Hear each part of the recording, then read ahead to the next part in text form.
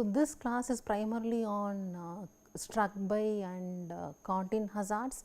So, from that side we have discussed operations like material handling in the site and also piling operations, wherein crane is predominantly used. So, this hazard is primarily related to crane operations. So, we will be discussing more on crane operations and how safely to operate cranes in today's class. If you see crane, there are so many types of crane and so many ways of handling or using crane in the site. Okay. So, covering completely on crane safety will not be possible. So, I will be covering only a basic safety information with regard to crane, operating crane safely in a construction site. So, now let us start with the class. So, there are so many people who will come in the crane operation, starting from crane erector, then you will have lift director, then site supervisor, then you may also have crane owner, crane user. So, there are a lot of responsibilities assigned to each and every party, rigger, slinger and so on. So, we will be covering the core people who are involved in the crane, in proper lifting crane operation. So, number one, crane erector. So, who is called a crane erector? Crane erector is a person who generally helps in erection of the cranes in accordance with the manufacturer instructions.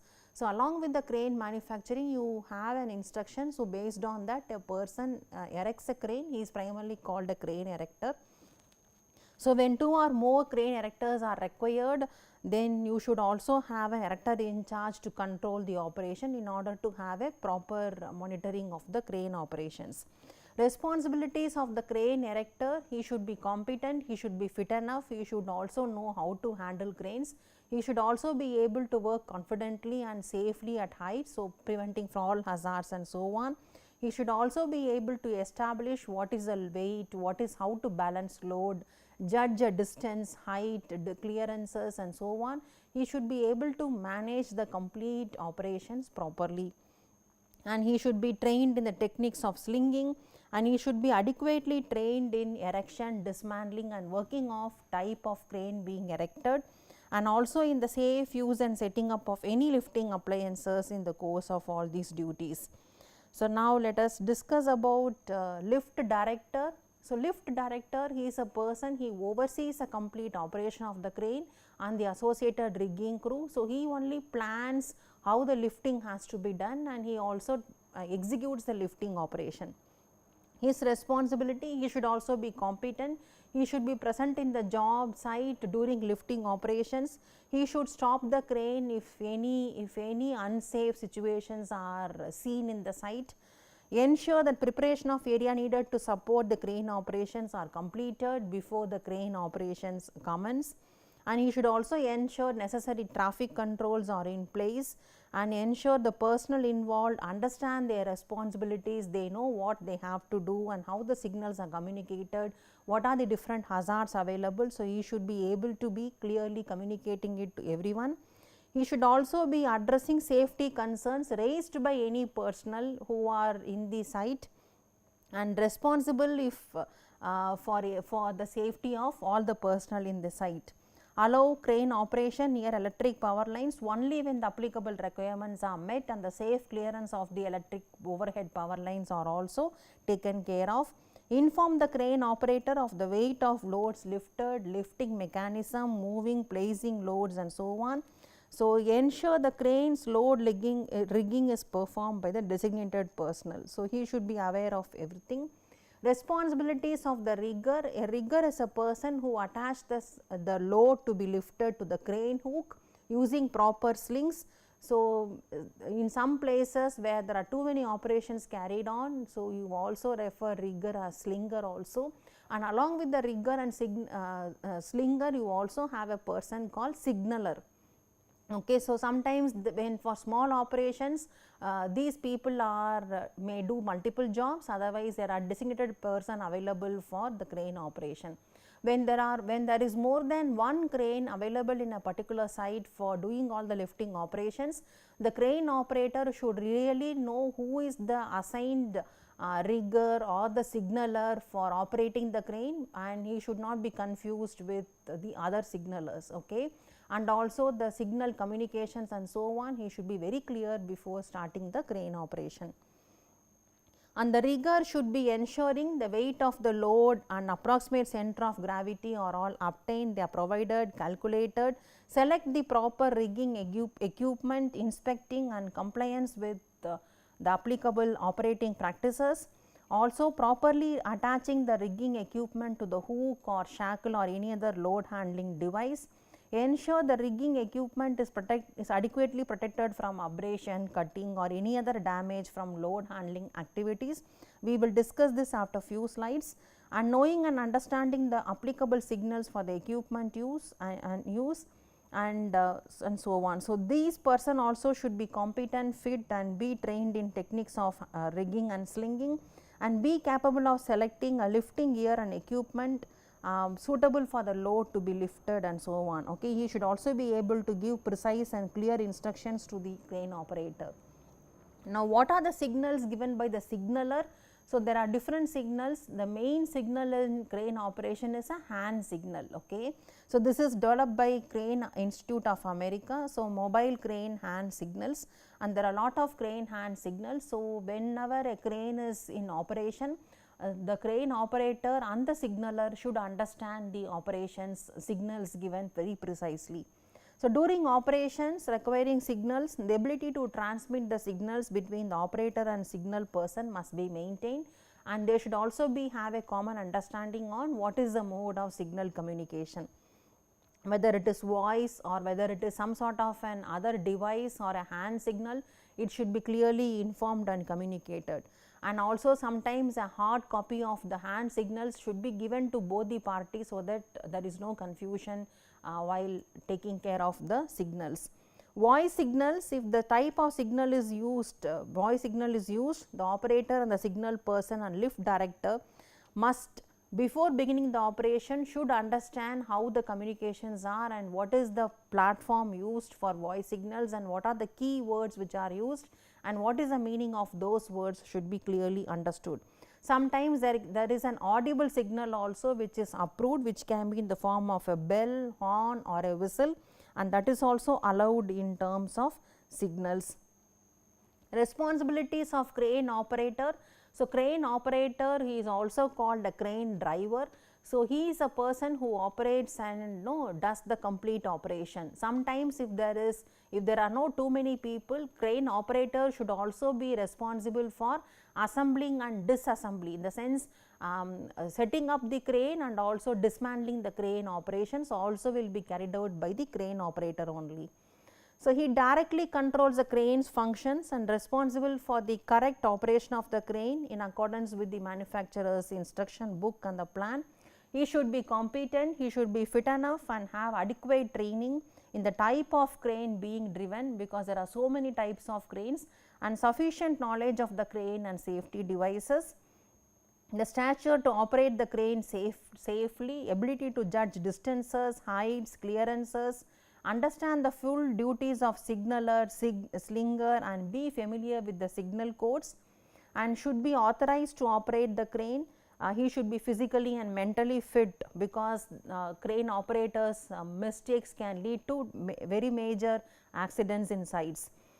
The driver may also be responsible for erection and dismantling of the crane. At any one point of time, he should be understanding who are the person who will be communicating with him, and they should be identified. Know what types of site conditions can adversely affect the crane operation, what sort of weather conditions can adversely affect the crane operation, and accordingly he should put off the crane operation when signals are not in good signs. He should be performing daily operation, understand the crane's functions and limitations, and he should not get away from the crane when the crane is on or when the engine is on. So, when he has to get off, then he has to put the engine off and see to that he is having a clear surroundings among the personnel, and then only he should be able to do, and stop the crane operation if alerted by because of any of the unsafe conditions happening in the site. The next is permit to work. As seen in the other lectures, so there is something called hot work permit and so on. So, similarly we also have in cranes permit to work systems. So, permit to work is primarily obtained for any operation in the site which is really complicated or very hazardous in nature. So, wherever necessary, a permit to work system may be necessary to achieve a safe system of work. Primarily, permit to work implies you are evaluating all the hazards and identifying what is the purpose of doing a particular task even under hazardous situations, who is going to do, what is the nature, how long the person will be able to do, and so on. So, primarily it is only for safe operation. So, upon completion of the work, the person who has carried out the work should sign the form or certificate to certify that all the tools have been removed from the crane and all the guards have been replaced, safety devices are operating, and all person working on the crane have been advised that it is no longer safe to do so. So, he has to also be removing all the works. So, now the details of a permit to work system, the crane is clearly identified, the special operations precautions are all mentioned, the degree of power isolation is adequate for the work being undertaken. So, isolating the equipment means secure against unauthorized restoration of power whilst the permit of work is in force, and so on. So, the safe working load around the crane is really identified, the safe working load is clearly understood, and where there are more than one group of people working there, each person should be given the work permit and the crane should be declared safe for operation, and then only the crane operation shall start. Personal safety. So, appropriate PPE is recommended starting from fall protection. So, there may be hazard on fall protection. So, you may have to have a proper PPE, and also the person who is giving the signals, the signaler should be wearing a fluorescent jacket so that and have a whistle so that he is able to be identified by the crane operator. Access and emergency escape. So, there can be fire hazard as well. So, you may have to have a fire extinguisher and also all the precautions of emergency escape routes and emergency access escapes. Boarding the crane. No person should be permitted to board a crane without obtaining the driver's agreement. The driver should be aware of what precautions the driver should take while the person is on boarding and should carry all of them. When the point of access is out of sight of the driver, a system should be provided to ensure the driver is aware of the other person's whereabouts. Okay. Suppose if the person is sitting in a blind spot, so there should be some sort of a television mechanism or something wherein the driver is able to see the whereabouts of the other person. In case of a crane with the pendant control, a second person should be made responsible for ensuring the pendant is not operated and the person is on the crane. And where more than one person is to board a radio control crane, a driver should be placed in charge of the radio transmitter to ensure the crane is only moved with the agreement of all persons of the crane. Okay. And before starting up the crane, first of all their swing radius, the complete swing radius should be barricaded so that no personnel is coming into the sight of the swing radius. Setting of crane is primarily the setting up and assembly of the crane. So, during the planning operation, the appointed person shall give careful consideration for the sitting. So, you should take care of ground conditions, you should take care of other precautions also while you are doing the sitting of the crane. So, all the factors that may affect a safe operation of a crane should be understood. Okay. So, the crane standing position, support conditions, the presence of proximity and other hazards. Primarily, is it close to overhead power lines or maybe there is a building very close by, all these has to be understood. The effect of wind also has to be studied. The adequacy of access to allow the placing of erection of the crane in its working position, and for dismantling and removing of the crane following the completion of lifting operations, all should be noted down. And the appointed person shall ensure the loads imposed by the crane can be sustained by the ground or any other means of support and that are assessed by a competent person. So, whenever a crane is handling a load, the crane plus the load both are supported by the ground condition. So, the ground condition should be verified whether it is really stable for withstanding the load above. The loads imposed by the crane should be obtained from the crane manufacturer to decide on what is the safe load capacity of the crane.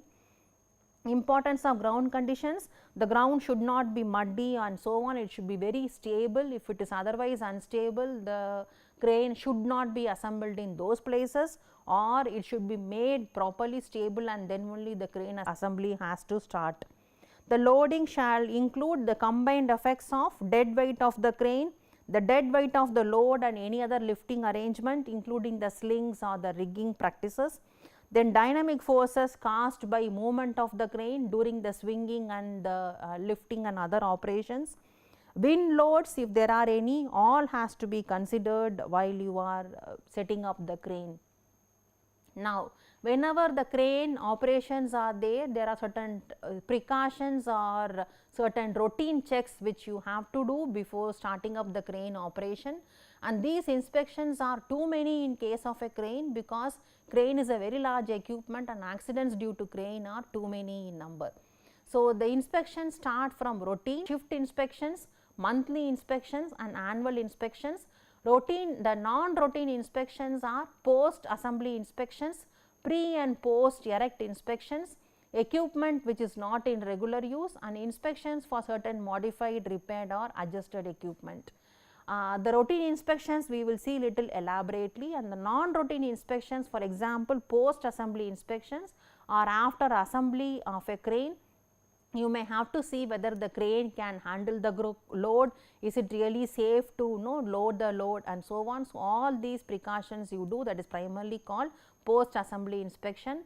Before and after erection of erection processes, you have to do the inspections primarily to check of any wear and tear or any weak link has happened and so on.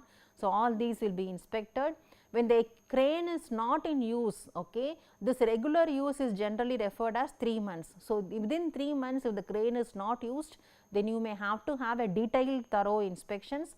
Inspections of certain modified or repaired or adjusted equipment, maybe some portion of the crane was under repair and it has been repaired, or it is modified to suit some extra work and so on, then again you may have to do a thorough inspection on these circumstances.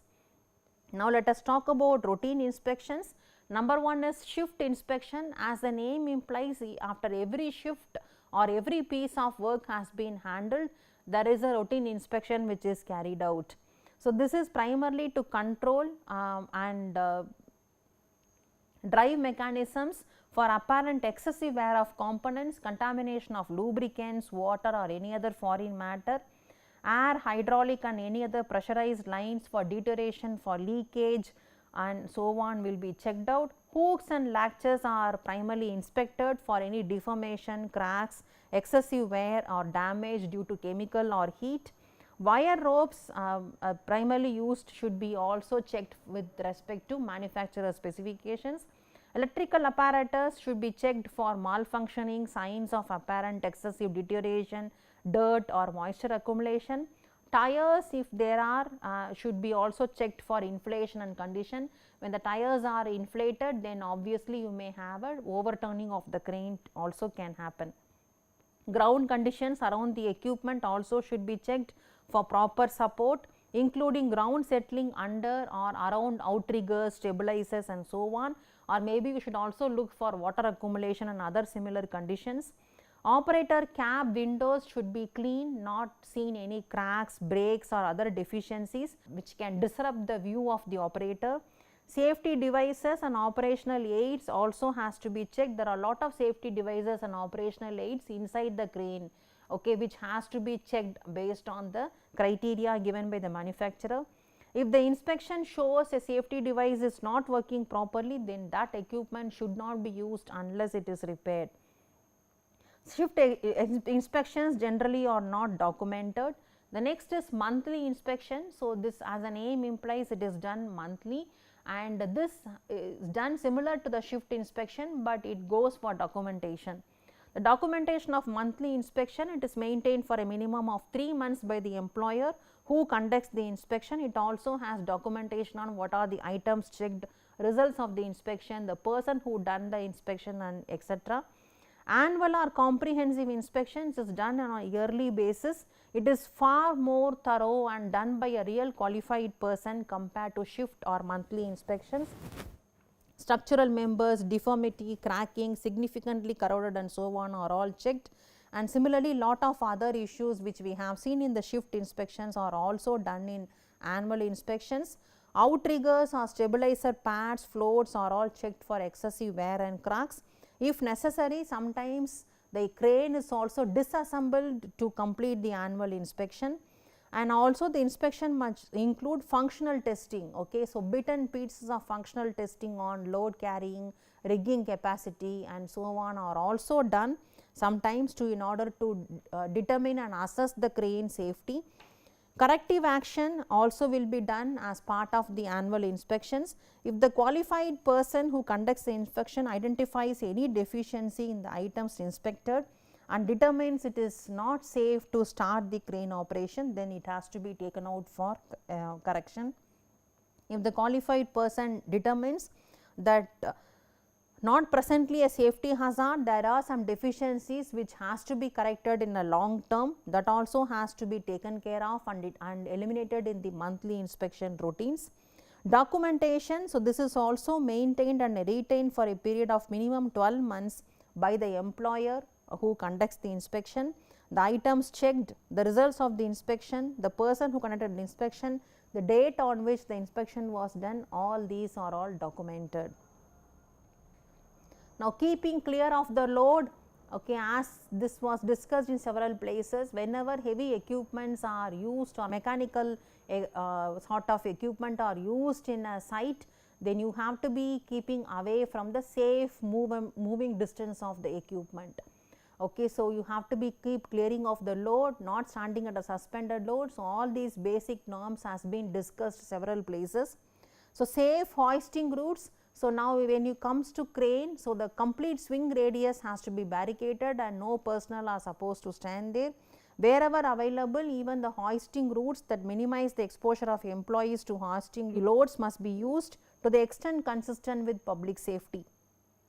While the operator is not moving a suspended load, no employee may be within the fall zone except for employees who are engaged in hooking, unhooking or guiding the load, engaged in the initial attachment of the load to a component or a structure, operating a concrete hopper or a bucket. Only these people are supposed to stand near a suspended load because they have to drag the load. For example, a concrete bucket, a person has to drag the bucket for pouring in the concrete. When employees in the fall zone are engaged in hooking, unhooking or guiding the load, then the materials being hoisted must be rigged in order to prevent unintentional displacement. So, the material should not be moving here and there. So, it has to be completely packed and so on. We will see what is the rigging practices available. Hooks with safe closing latches or their equivalent must be used when the equipment is hitting on somewhere, then the latches should not be open. So, self closing latches should be always used. Exceptional one, the J hooks may be used for setting wooden trusses, so that the worker need not go on to the truss to open the hook. So, only in some exceptional cases open hooks are allowed. The materials must be rigged by a qualified rigger. Whenever you are receiving a load, employees needed to receive a load are only permitted to stand within the fall zone. The next issue is safeguarding away from the power lines. Power lines we have discussed enough when we were discussing on excavating equipment and so on. So, generally you should have a safe clearance distance away from the power lines. So, now if you see what is the power line minimum clearance distance with regard to crane operations. So, it is primarily referred as 20 feet okay, away from the power line for any type of work operation. Suppose if you have a clear 20 feet away from the power line, then the crane operations can function normally. You need not think about any safety precaution at all. Suppose if the crane operation including the crane, load line or rigging is very close to the 20 is less than the 20 feet proximity distance, then you may have to see what type of load the overhead power line is, and you have to take care of the clearance. Other way is you can also have a device which can automatically be fitted with the crane, which can also be stopping your power, prevent your movement of the crane and restricts the movement if you are very much close to the when you are very much closer to the maximum reach distance. And also you can also have a dedicated spotter whose work job is only to observe the clearance between the equipment and the power line minimum safe distance. So, who will be in continuous contact with the operator can also be appointed for maintaining the safe distance away from the power line. And the other option is you can also have lot of warning lines, barricades, line of signs with suitable flags, visible markings, so that it is very clear that the crane operator need not be going till the encroachment area. And last option, which is very feasible, you can still think of, is de-energize the power lines or ground the line, so that you are actually very safe in working with the overhead power lines. Now, if you see the overhead power lines, so you may have a hitting hazard. So, primarily this is with the rigging, it just got hit with the overhead power line. So, you should have the minimum safe distance away from the power lines. Okay. Now, based on the clearance, based on the voltage, you may have a required clearance distance. So, up to 50 kilovolts 10 feet distance, over 50 to 100 it is 15 feet distance. So, like this you will have a safe clearance distance. Okay. If nothing is known, then you should have maintain a 20 feet clear distance away from the overhead power lines.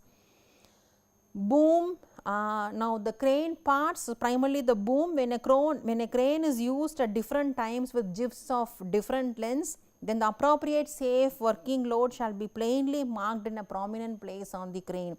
So, it should be visible to the crane operator, and the boom shall be also provided with a boom angle indicator if electronic display is not provided in the crane cabin. The crane shall not be loaded beyond the safe working load, which we normally say as SWL, and for this purpose either the load chart showing the safe working load at different radii of the boom shall be maintained and displayed close to the automatic safe load indicator. The automatic device for cutting off power to hoisting and derricking motions when the safe working load is exceeded also should be provided. Loads, before lifting, the load shall be checked to ensure it is safe. The load also should be packed so that it is not loose and falling down.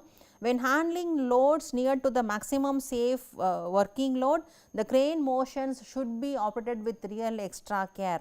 The slinger shall stand well clear of the load and shall not walk or move ahead when the load is suspended. Rope, the rope also should be properly secured. Actually, OSHA has a separate rope inspection policy also.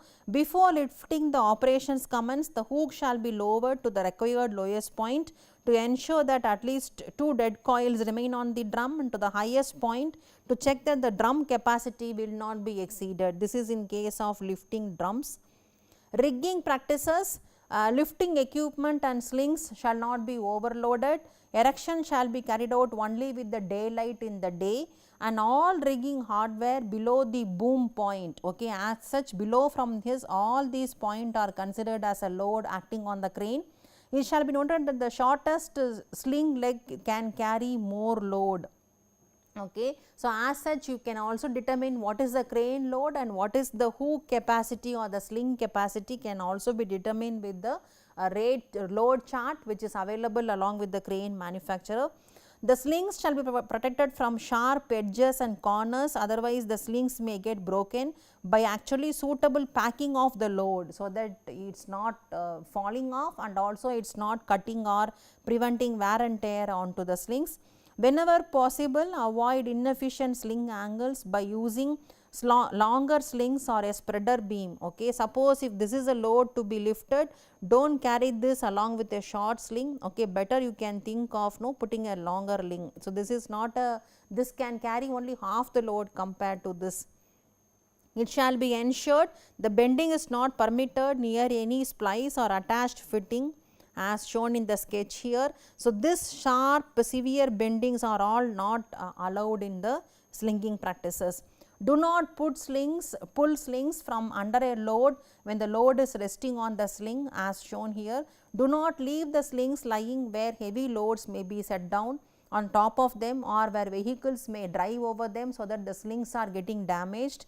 Damaged slings wherever should be repaired before they are placed in the storage area. and the wire ropes shall never be wrapped around the hook. Okay, this is what is a wrapping around the hook. So, this shall not be done. Load shall be blocked before the slings are unhooked. Okay, you should actually secure the load, see to that it is not moving, and then only unlock the hooks. The riggers shall stay away from when the slings under the load are released. No person shall work under the suspended load, okay, to prevent the struck by hazards. Some of the OSHA practices, operator cannot leave the cab until the engine is running. When the engine is running and the platform is occupied, so he can leave the cab only when the crane is put in a neutral position. Workers should wear all the PPE including hard hats. Workers are supposed to keep their arms inside the platform during raising, lowering and positioning and so on. Only the signal person are supposed to give signals to the operators. Only in case of emergency, any person can make the crane operator to stop the crane. Discontinue the work in very bad weather, especially when there is rain or lightning and thunder. Work practices, no riding on material hoist, except you can do it only under inspection or for maintenance purposes. No employees are supposed to work under suspended loads, except when you are doing the starting connections, when hooking up and unhooking and so on, then only, or while moving the concrete buckets and other issues, then only you are supposed to stand. Multiple lift rigging are allowed, but you may have to be very clear with what are the members you are rigging in the process. 5 members maximum, and there should be a clear distance of 7 feet between the members, and the members may be most often should be similar, and the rigging should always be done at the center of gravity. First of all, you should know where is the center of gravity and tie the rigs along together, and rig the top one first and then start digging the bottom one in the last. Hoist safe. This is primarily a snapshot which I have taken from the OSHA training manuals. So, hoist safe. So, H stands for how heavy is the load, what are the operating limitations of the crane and rigging, when was the last inspection performed, how was the sling angles will affect the lifting capacity, have you performed a test lift to check the stability, move the load with smooth and steady action, is the area clear of personnel and instructions, can the load be flown and landed safely, how will the environment affect the safety of the lift. I think I have covered all of these for the hoist safe operations. Some more recap. Cranes are one of the most dangerous pieces of equipment in a construction site, and they cause more accidents than any other equipment seen so far. Cranes are large and difficult to control. Small miscalculations can cause severe injury and even death to anyone who is close by. Okay. So, this is OSHA quick card on protect yourself from crane safety. Cranes are to be operated only by qualified and trained personnel. Designated competent person must inspect the crane and all crane controls before use. Be sure the crane is on a firm or stable surface and level. During disassembly, do not unlock or remove pins unless sections are blocked and secured stable. This assembly, disassembly operations and safety I have not covered in this lecture. Actually, there are so many other issues which I haven't covered, and crane safety, if you want to understand completely, there are lot of material available in the public domain. Fully extend the outriggers and barricade accessible areas inside the crane swing radius. Watch for overhead electric power lines and maintain at least a 10-foot safe working clearance on the power lines. Inspect all the rigging prior to use and do not trap the hoist lines around the load.